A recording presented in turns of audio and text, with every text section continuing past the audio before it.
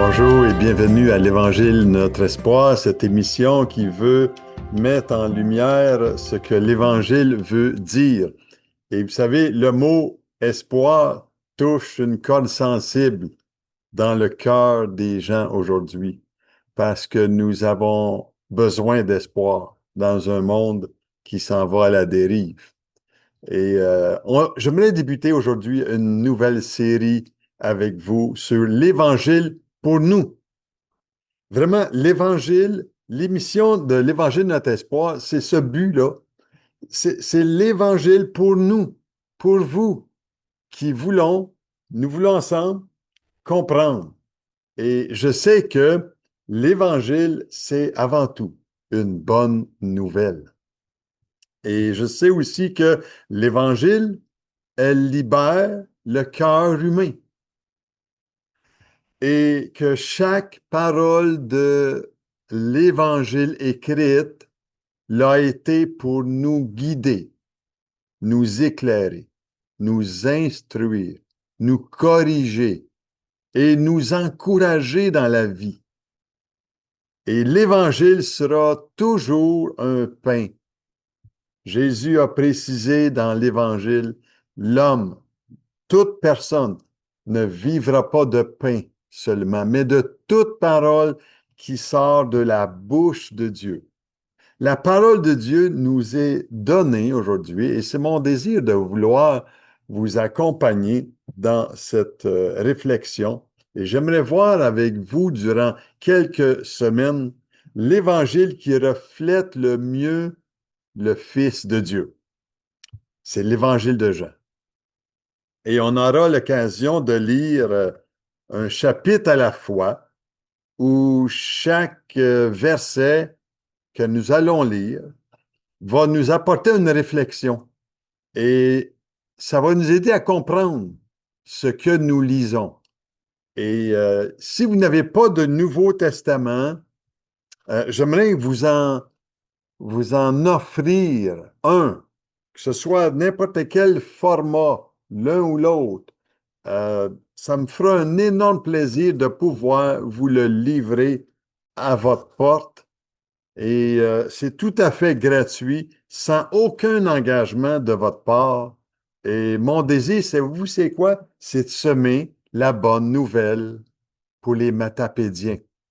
Et le numéro qui apparaît en bas de l'écran est là pour m'écrire ou me téléphoner. Ça me fera un plaisir de pouvoir vous aider. Et nous allons lire aujourd'hui dans la traduction de Louis II et on va regarder ensemble les détails de l'Évangile de Jean. Et vous savez, je veux parler un peu d'espérance. Cette espérance que je connais aujourd'hui, euh, c'est l'Évangile. C'est l'Évangile qui est avant tout une personne. Et c'est pour ce but que cette émission existe. Un message que je crois que le Saint-Esprit va déposer dans ton cœur encore cette semaine. Et il va faire une opération. Il va t'affranchir. Il va opérer dans ton âme. Parce que le Saint-Esprit, lui, va faire cette œuvre dans ta vie. Et cette espérance que j'ai aujourd'hui, je vais te la communiquer. Elle est liée aux promesses de Dieu. Et l'espérance est produite par la foi en Dieu. Et comme nous dit Paul si bien, l'espérance que nous avons en Dieu ne trompe pas, parce que l'amour de Dieu est répandu dans nos cœurs par le Saint-Esprit qui nous a été donné. Et ma prière, c'est que le Saint-Esprit de Dieu t'accorde un brin d'espoir aujourd'hui. J'aimerais lire avec toi, si tu as une Bible près de toi, j'aimerais lire avec toi l'Évangile de Jean, chapitre 1, verset 1. On va aller des verset à verset aujourd'hui dans cette série qui va se poursuivre d'ici quelques semaines. Mais Jean, chapitre 1, verset 1 qui dit, « Au commencement était la parole. Et la parole était avec Dieu. Et la parole était Dieu. Elle était au commencement avec Dieu. Toutes choses ont été faites par elle et rien de ce qui a été fait n'a été fait sans elle. En elle était la vie et la vie était la lumière des hommes. La lumière luit dans les ténèbres et les ténèbres ne l'ont point reçue. Il y eut un homme envoyé de Dieu, son nom était Jean. Il vint pour servir de témoin, pour rendre témoignage à la lumière, afin que tous croient par lui.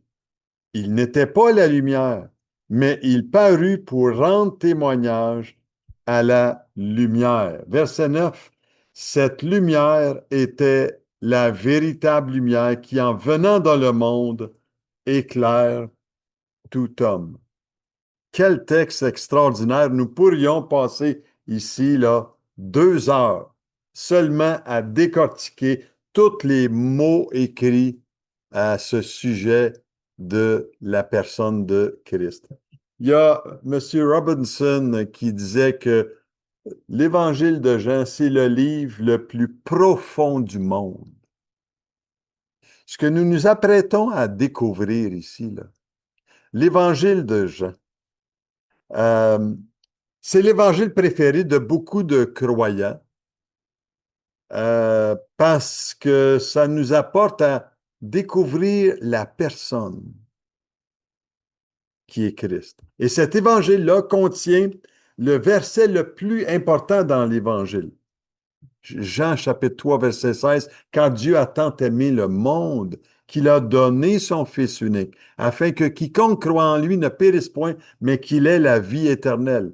Et Martin Luther, le grand réformateur des années 1500, a dit ceci concernant ce verset-là, c'est l'Évangile en raccourci. Et dans ce verset, il y a tellement de merveilles à y découvrir aussi. J'aimerais lire verset 1 avec vous qui dit ceci au commencement. On voit au commencement était la parole. Il y avait beaucoup de choses, vous savez, qui ont été dites à ce sujet-là, mais le commencement a bien débuté par quelque chose, par quelqu'un qui était là dès le début, dès la fondation de toute chose. Il fallait bien qu'il y ait quelqu'un qui souffle et qui pense à ce que nous voyons et là où ce que nous existons. On pourrait bien en parler longtemps concernant ce qui se passe avec notre belle terre. Mais au commencement, Dieu était là à l'action, dans une action bien concrète. Il était la parole et la parole était avec Dieu. Et la parole était Dieu ici. Ça nous dit dans le verset 14 ici, et la parole a été faite chair dans le verset 14. Et elle a habité parmi nous pleine de grâce. Cette parole est devenue un homme qui s'appelle Jésus. Et ça nous dit que ici, le mot grec, c'est la parole, c'est le logos. Le logos. Là où il y a la divinité, l'incarnation, l'humanité. Le rôle de Jésus-Christ lui-même. Et en d'autres mots, c'est l'emploi de ce mot-là, logos, qui est spécialement approprié et désigné à Christ lui-même. Et il y a tellement de trésors cachés dans la personne de Christ. Il est venu nous dévoiler ici la grandeur de qui il est. Il était au commencement. Ça veut dire que quand la personne de Jésus est venue, 2000 ans passés, ben, il existait avant cela. Parce qu'il était au commencement de toutes choses. Et quand on lit le livre des origines de Genèse chapitre 1, il était là au début et il agissait. Et quand il a dit au verset 26 du chapitre 1 de Genèse, créons l'homme à notre image. Qui est notre image? Sinon, la Trinité de Dieu même, qui était en action au tout début de toute chose. Et de cette pensée, de cette parole, il est venu à la vie plein de belles choses que nous pouvons découvrir de la grandeur de Dieu aujourd'hui. Et c'est ça le trésor de la sagesse et de la science. L'intégralité de la pensée de Dieu, il était là dès le début et de toute éternité, mais surtout, dans son incarnation, Jésus est l'expression de la personne et de la pensée divine. Il s'est fait un corps pour un temps, pour témoigner la pensée de Dieu, pour venir faire découvrir aux hommes son amour qu'il avait envers nous, quand Dieu a tant aimé. Et rappelons-nous toujours que ce verset nous dit qu'au commencement était la parole, était le logos, était le verbe dans une traduction qui nous est dit. Et il était la parole. La parole était avec Dieu et la parole était Dieu au commencement. Et toutes choses ont été faites par elle. Et rien de ce qui a été fait n'a été fait sans elle. En elle était la vie. Quand Dieu a décidé de répandre la vie, il a utilisé une pensée, il a déclaré que cela soit, et cela fut.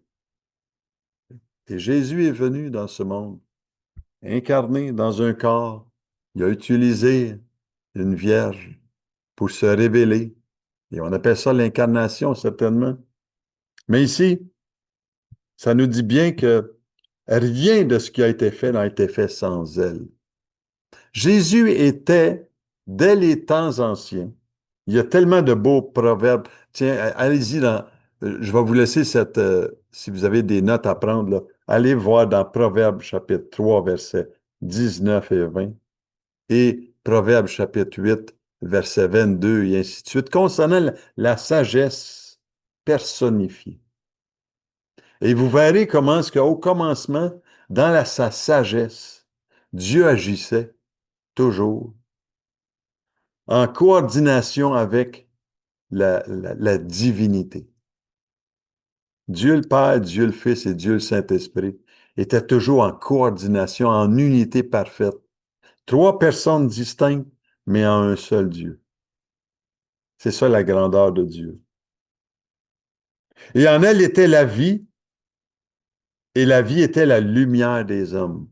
J'aime beaucoup ce que la Bible nous déclare concernant la vie, la lumière.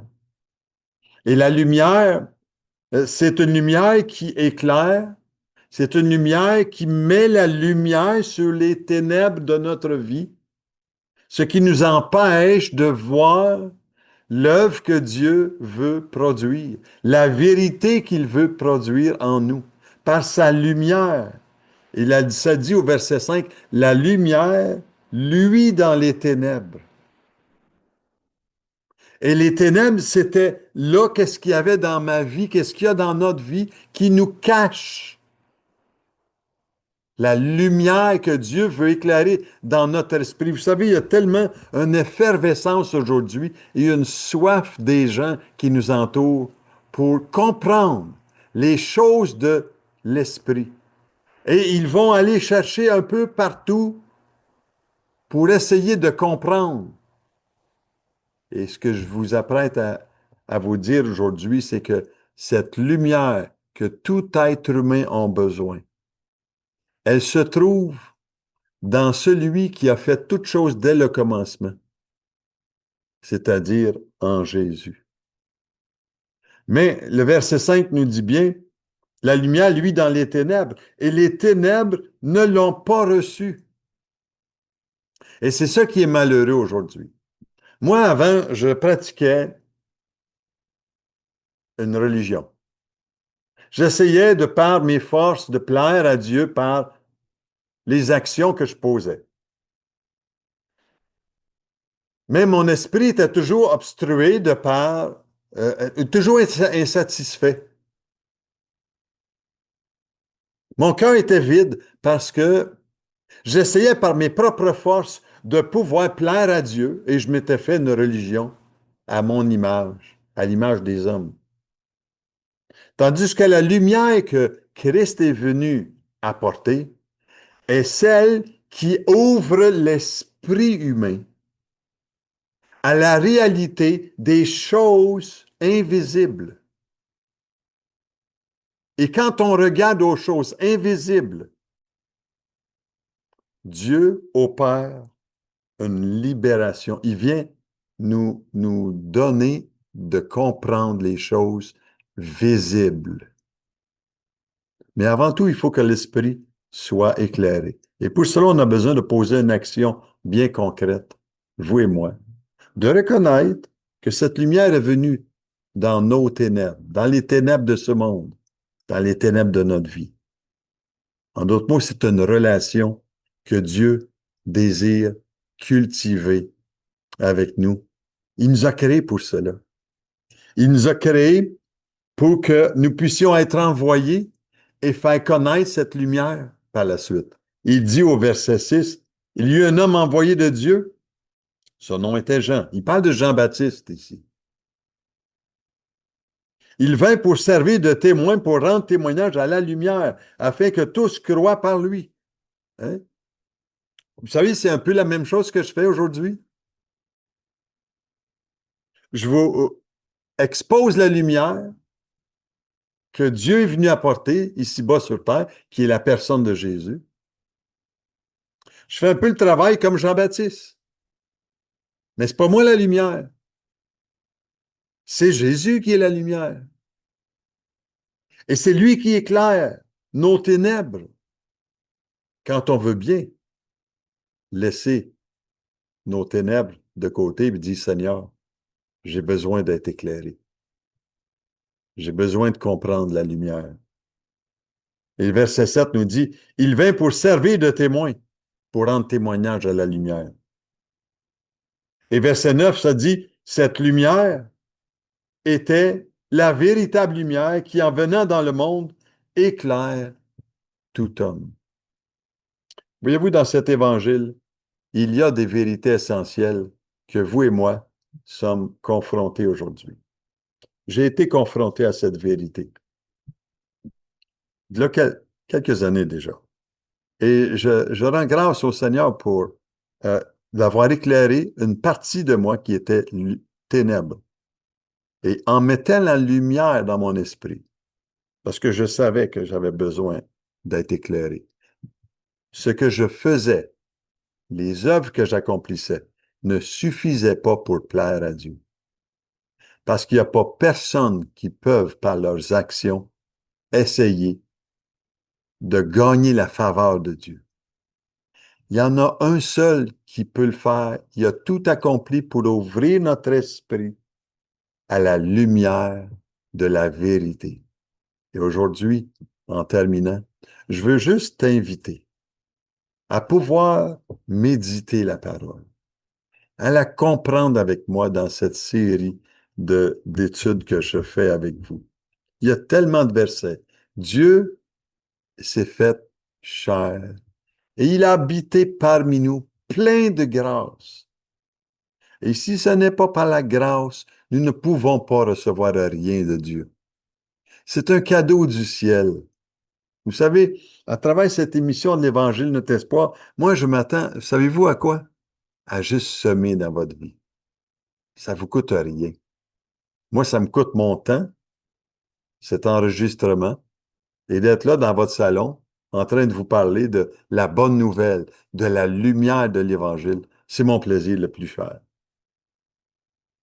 J'aimerais vous dire, en terminant, que le Seigneur, il veut que tu passes à une vie remplie, non pas de confusion, mais d'être illuminé dans ton esprit et renouvelé dans tes pensées. Et vous savez, tout va devenir clair en ce qui concerne l'objectif dans lequel Dieu t'a créé ici-bas sur terre. Et il veut te dire dans ce jour, je suis la lumière du monde. Celui qui vient à moi connaîtra la vie et connaîtra la lumière aussi. Et je te souhaite cette lumière dans ton esprit, que Jésus puisse être le centre de tes recherches. Il est ce commencement. C'est pas lui qu'on doit, justement, naître dans l'esprit. Et c'est lui seul qui peut nous donner un sens agréable à vivre ici-bas sur terre. La semaine prochaine, je vais poursuivre avec l'Évangile pour nous, avec l'Évangile, notre espoir. Mais écoute bien ce chant, Lumière du monde, et on se retrouve la semaine prochaine. Écoute bien, le Saint-Esprit va parler à ton cœur dans ce chemin et la bonne nouvelle de l'Évangile va te libérer de plus en plus. Soyez richement bénis.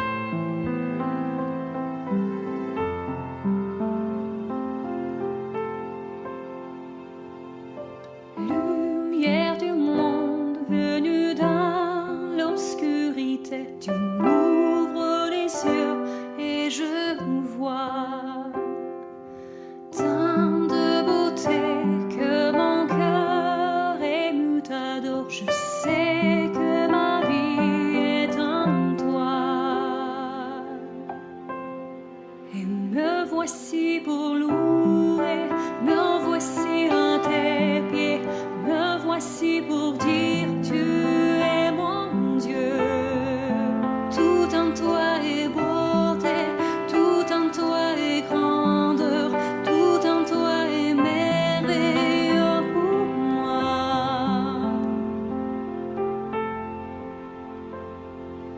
Roi éternel, élevé au-dessus de tout, ta gloire resplendit dans le ciel. Tu es venu humblement sur cette terre, tu t'es donné par amour. Me voici pour louer, me voici à tes pieds, me voici pour dire tu es mon Dieu. Car tout en toi est beauté, tout en toi est grandeur, tout en toi est merveilleux pour moi.